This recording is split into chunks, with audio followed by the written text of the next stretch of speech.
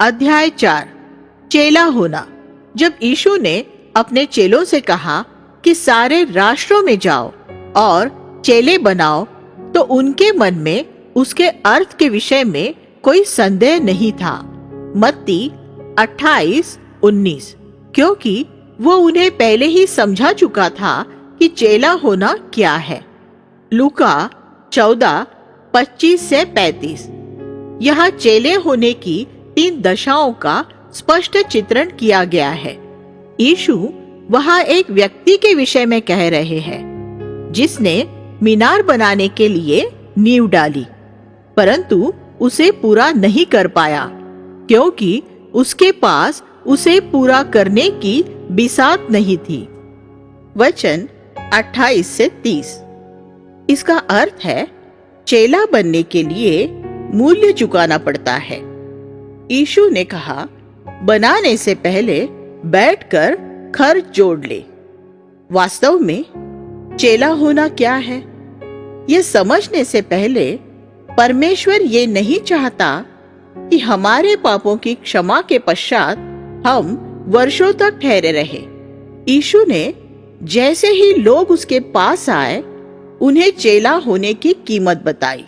उसने कहा कि एक विश्वासी जो चेला बनने की इच्छा नहीं रखता, वह परमेश्वर के लिए ऐसे नमक के समान अनुपयोगी है जिसका स्वाद बिगड़ गया है।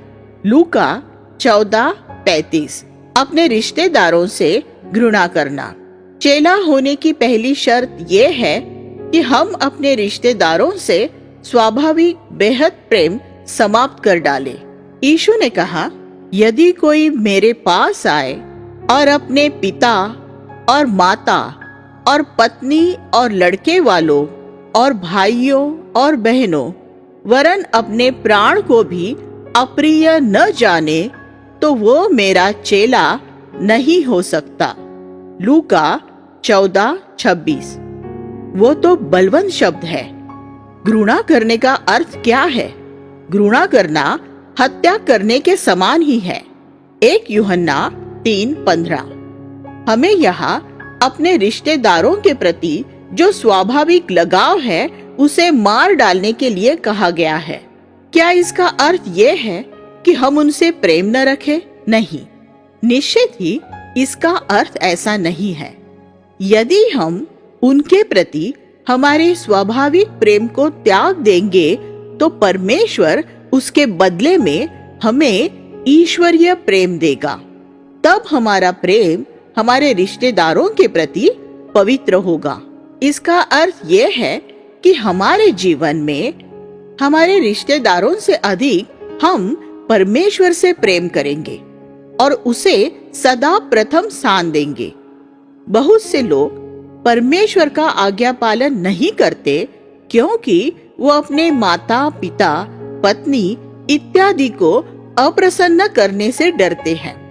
परमेश्वर हमारे जीवन में प्रथम स्थान की मांग करता है और यदि हम वह स्थान उसे नहीं देते हैं, तो हम उसके चेले बन ही नहीं सकते।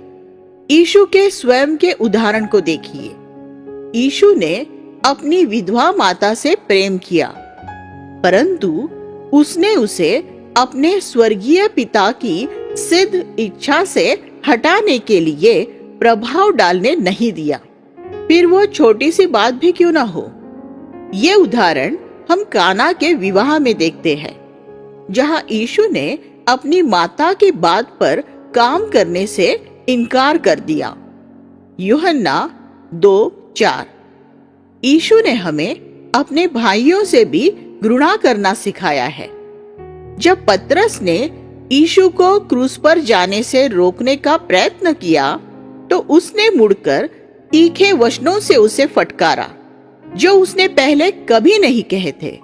उसने कहा, शैतान, मेरे सामने से दूर हो, तू मेरे ठोकर का कारण है। मत्ती 16:23।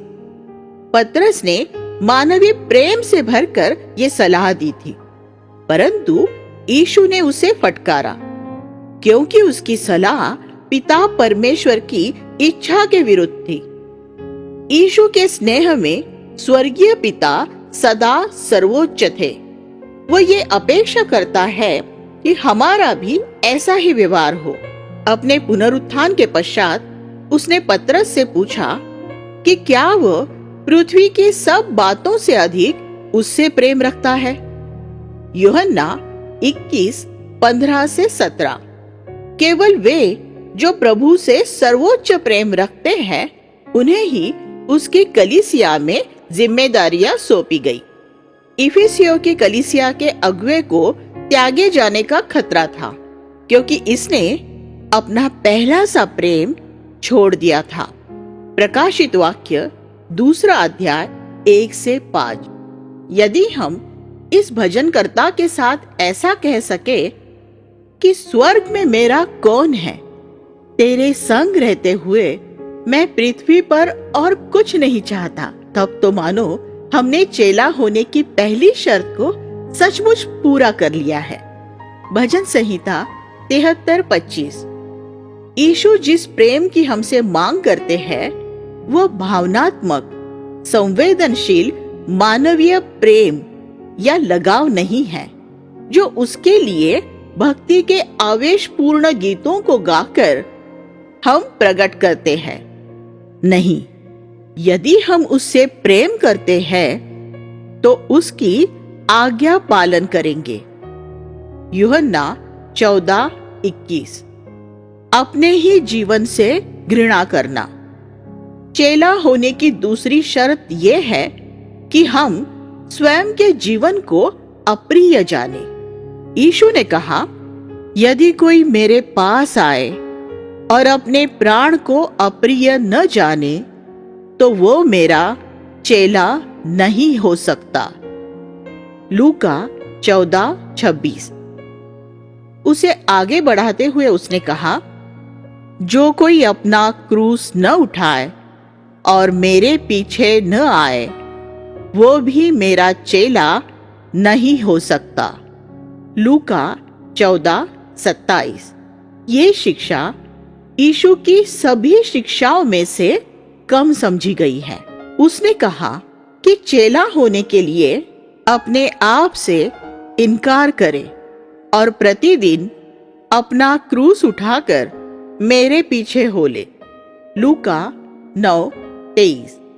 ये अपनी बाइबल पढ़ने तथा प्रतिदिन प्रार्थना करने से अधिक महत्वपूर्ण बात है। अपने आप का इनकार वैसा ही है जैसा अपने को अप्रिय जानना।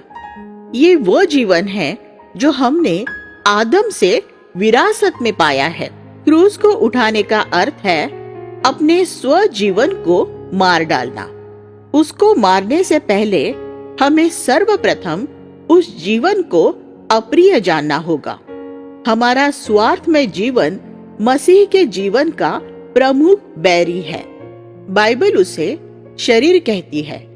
शरीर हमारे भीतर बुरी लालसाओं का गोदाम है, जो हमें अपने स्वयं के लाभ, आनंद, सम्मान और मार्ग इत्यादि की खोज की परीक्षा में डालता है।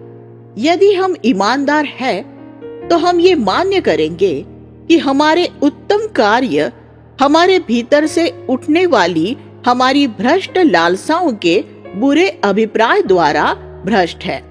जब तक हम इस शरीर को अप्रिय न जाने, हम प्रभु के पीछे चलने के योग्य नहीं ठहरेंगे।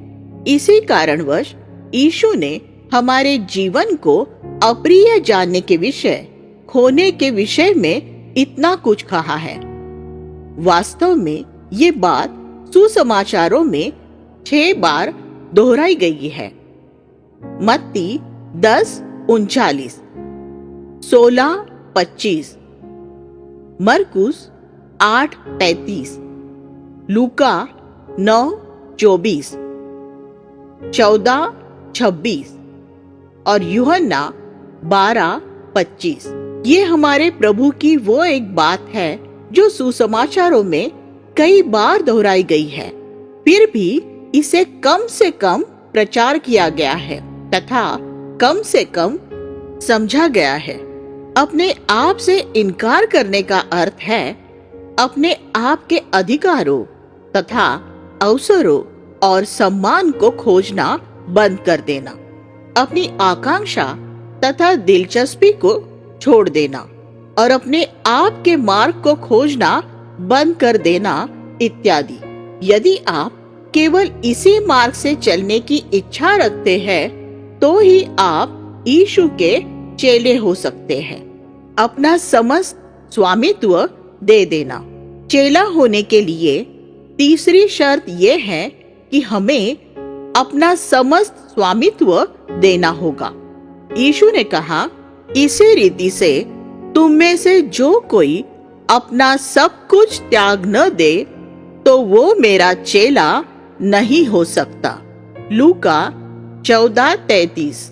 हमारा समस्त स्वामित्व का अर्थ है कि हमारी संपत्ति जो स्वयं की है उन्हें समस्त दे देने का अर्थ ये है कि इसके पश्चात ये सोचना कि उसमें से अब हमारा कुछ भी नहीं है।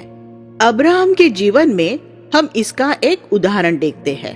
इसहाक उसका अपना पुत्र था, वो उसकी अधिकृत संपत्ति था।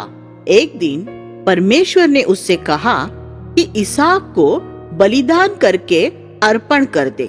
अब्राहम ने इसहाक को वेदी पर लेटा दिया और उसे बलि देने के लिए वो तैयार था, परंतु परमेश्वर ने आकर उससे कहा कि बलिदान आवश्यक नहीं है, क्योंकि उसने आज्ञा पालन की इच्छा को प्रमाणित किया था। उत्पत्ति 22।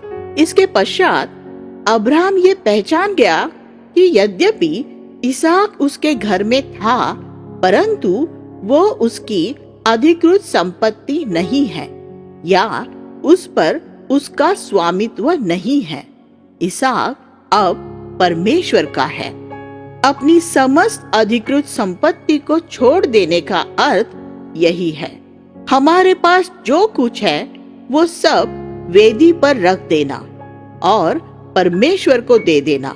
परमेश्वर हमें अनुमति देता है कि उनमें से कुछ चीजों का हम उपयोग कर सके, परंतु हम उन्हें आगे को अपनी कहकर नहीं सोच सकते। जबकि हम यदि अपने स्वयं के घर में रहते हैं तो भी हमें उस घर को परमेश्वर का घर मानना होगा और ये भी कि उसने हमें उसे बिना किराए के रहने के लिए दिया है। यही सत्य चेला होना है। क्या हमने अपनी समस्त अधिकृत संपत्ति के साथ ऐसा किया है? हमारी अधिकृत संपत्ति अर्थात हमारा बैंक खाता, संपत्ति, नौकरी, पढ़ाई, वरदान और प्रतिभाएं, पत्नी और बच्चे तथा अन्य वह सभी जिन्हें हम इस पृथ्वी पर मूल्य देते हैं, इसमें पाई जाती है। यदि हम सच्चे चेले होना चाहते हैं तो इन सभी को हमें वेदी के ऊपर रख देना होगा। परमेश्वर चाहता है कि हम संपूर्ण हृदय से उससे प्रेम रखें। मत्ती 5:8 में जिस शुद्ध मन के बारे में कहा गया है वही इसका अर्थ है। शुद्ध विवेक ही का होना काफी नहीं है। शुद्ध विवेक का अर्थ यह है कि हमने पाप को त्याग दिया है। एक शुद्ध हृदय वो है जिसने अपना सब कुछ त्याग दिया है। सो हम देखते हैं कि सत्य चेला होने में निम्न बातों के प्रति हमारी प्रवृत्ति में परिवर्तन पाया जाता है। 1. हमारे रिश्तेदारों के और प्रियजनों के प्रति। 2. हमारे अपने जीवन के प्रति। 3. अधिकृत संपत्ति के प्रति। जब तक कि हम हमारे मसीही जीवन के ठीक आरंभ में ही इन मुद्दों का सामना नहीं कर लेते, तब तक एक अच्छी नींव का डालना असंभव होगा।